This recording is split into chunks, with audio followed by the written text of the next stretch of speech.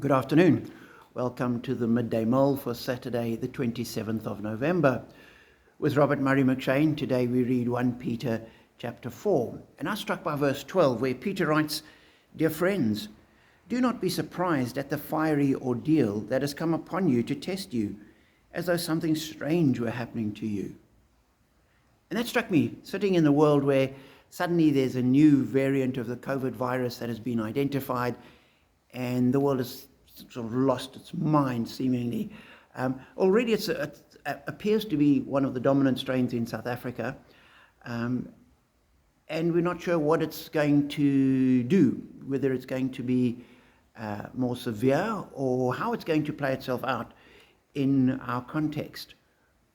And it's almost though suddenly we're being threatened with a lockdown again, and things being rolled back, and the freedoms we're just starting to enjoy heading up to Christmas are going to be put on hold.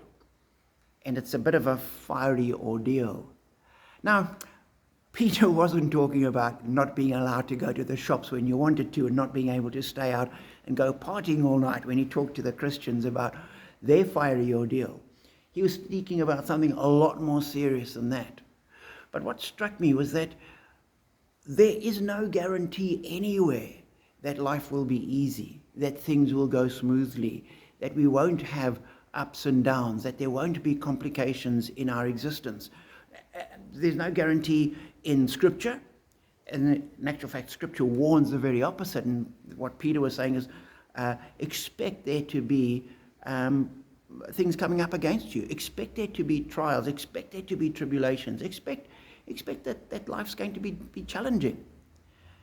And indeed, the rest of the world, we like to think, and the rest of the world seems to think that we have a right to an unchallenged existence.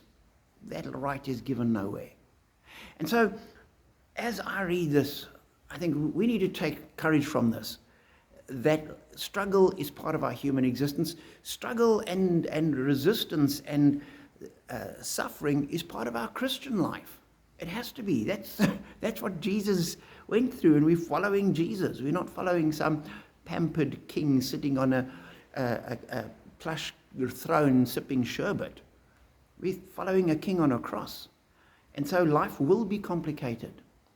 But the encouragement is that God knows this. Jesus knows this. He's walked this path. And therefore, when our life becomes a bit of a challenge, we've got somebody there that can encourage us, that can identify with us, that can strengthen us, that can help us. So as you go through life, and as we watch and wait and wonder what's going to happen, what is the path that society is going to be on over the next couple of weeks, as we try and identify what this COVID strain is doing and what's happening, we've got to be careful. Keep social distance, keep masks, keep washing your hands, keep all those things which protect us from COVID. But don't be surprised by it. That's what life is. And so be encouraged as we face what life is, as we live life in its complexity, in its struggle.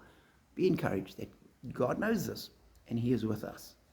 And that is a source of strength and blessing.